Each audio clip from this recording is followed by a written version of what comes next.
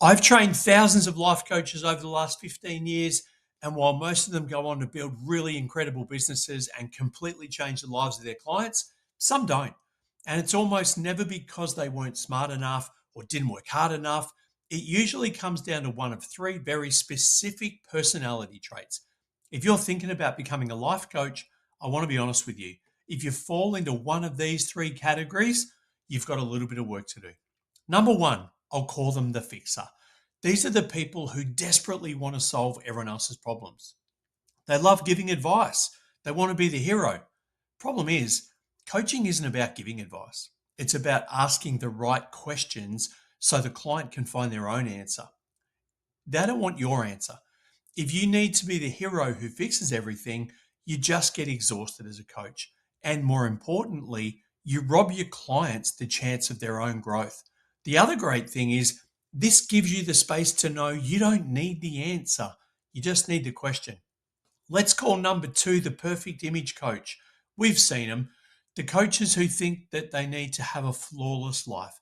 They think they need to project perfection on Instagram, never admit to having a bad day. Clients don't trust perfection. They trust authenticity. If you can't be vulnerable and be real, you'll never build the deep connection required to actually help someone transform.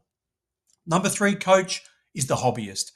These people love the idea of coaching, but they treat it like a weekend hobby. They'll read the books, they'll do the cheap online course, but they won't invest in real supervised face-to-face training. Coaching's a profession. It's a contact sport. You can't learn how to hold space for another human being if you've just read a PDF. Here's the great news. If you don't fit into one of these three categories, if you're willing to ask questions instead of giving advice, if you're willing to be real instead of perfect, if you're willing to treat this like a profession, then you might just be exactly who we're looking for. If you want to find out what kind of coach you could actually be, why not take our free 60-second coach superpower quiz? The link's below this video.